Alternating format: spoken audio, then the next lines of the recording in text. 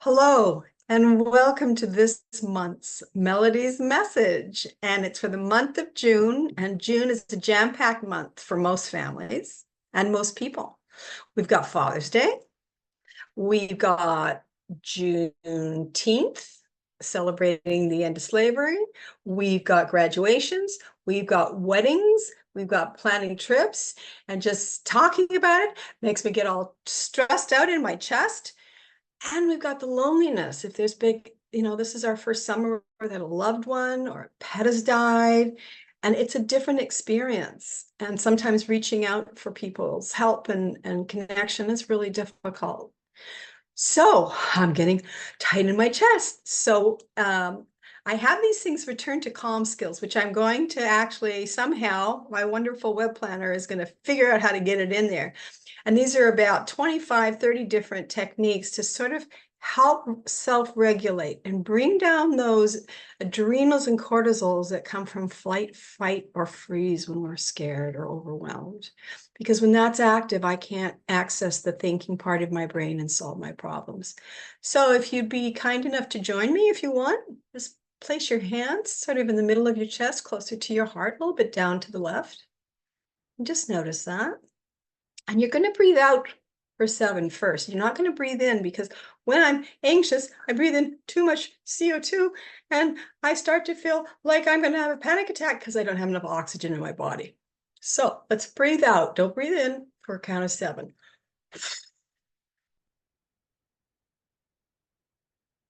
Very gently through your nose, keeping your shoulders down for a count of 4. 1,000, 2,000, 3,000, 4,000, and stop and hold for a count of 5, where we re-oxygenate our body. 1,000, 2,000, 3,000, 4,000, 5,000, and again, breathe out for 7. Really pushing your diaphragm against your lungs. We'll do it one more time, a little bit more slowly. Breathe through your nose for a count of 4. 1,000.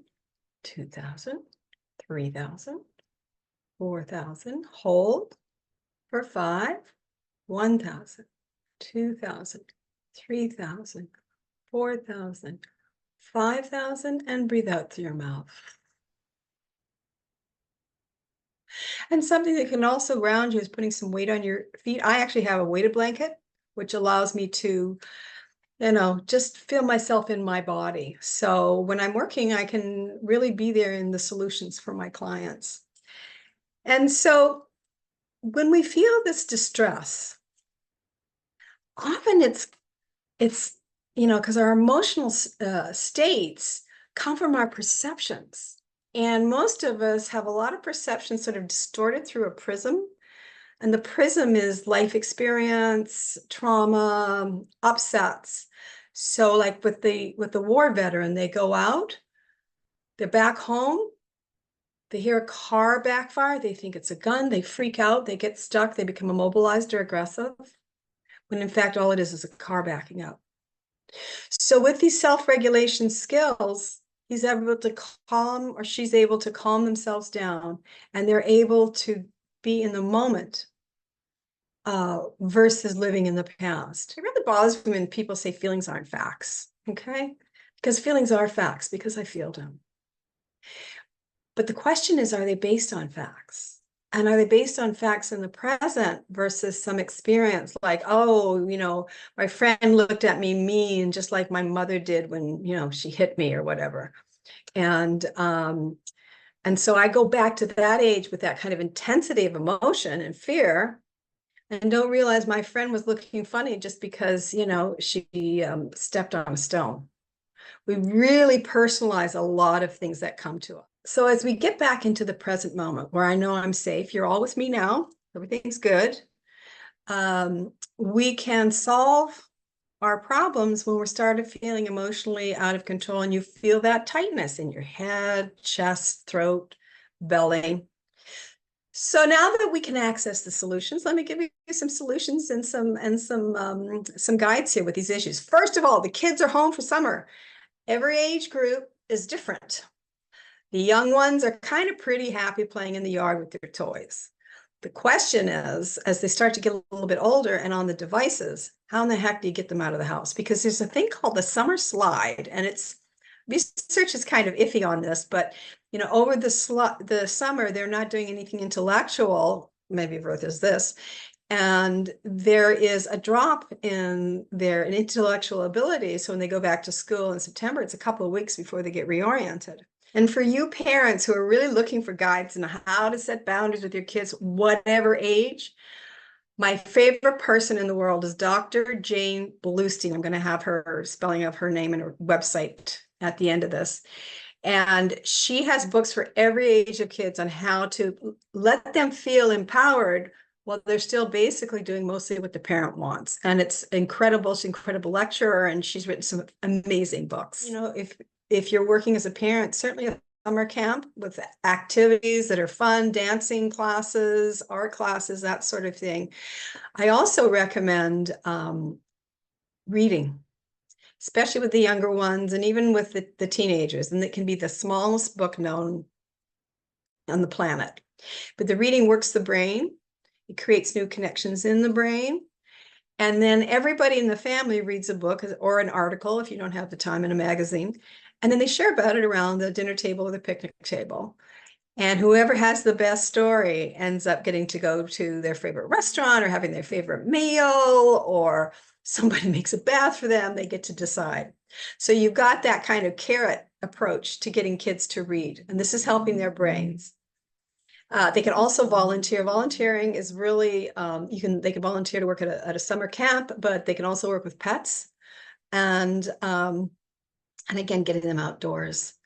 Getting them outdoors, even as down the block to a park, and identifying flowers and stuff and talking. And it gets their mind out of their own self-centered stuff, which most kids are. Adults are too, but kids are really self-centered. Where's my fun?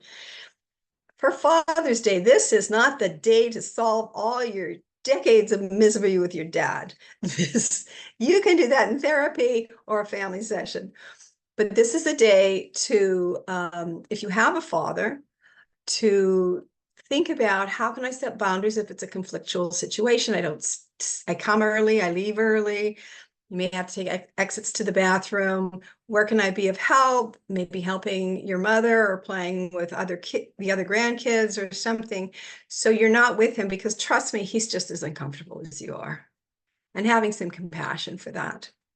Now, loneliness, oh boy, if you've lost this is your first summer without a partner or a pet or a job, it's a scary, scary time.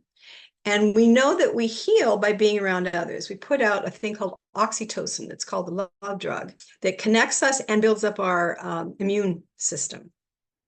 And what it does is the more people we're around, the healthier and happier we are. So there's always tons of different group tours that go to museums and zoos and all that. But there's another thing called Road Scholar, ROAD.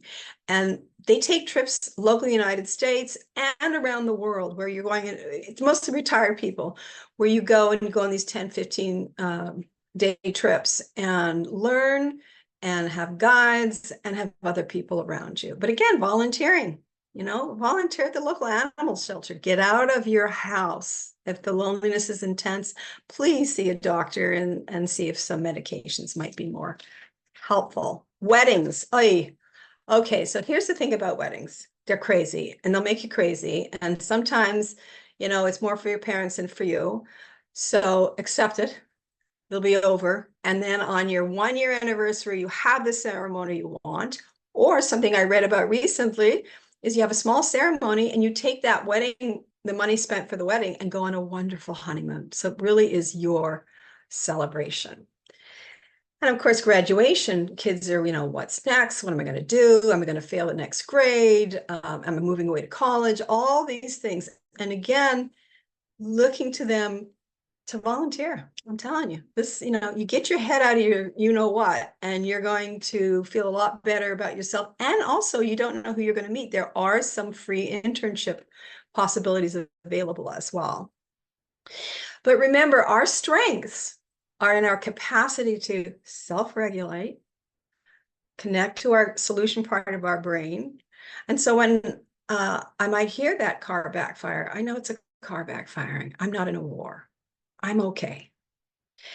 And so being in the present and also being aware, keep your eyes open. Where can I hold that door for that little man over there, or tell that little girl she's got cute shoes on as I'm walking down the street, or I like her dog. This builds up our strength and our immune system. So I wish you a very, I know it's going to be busy June, but a pleasant, restful June, and I will see you in July.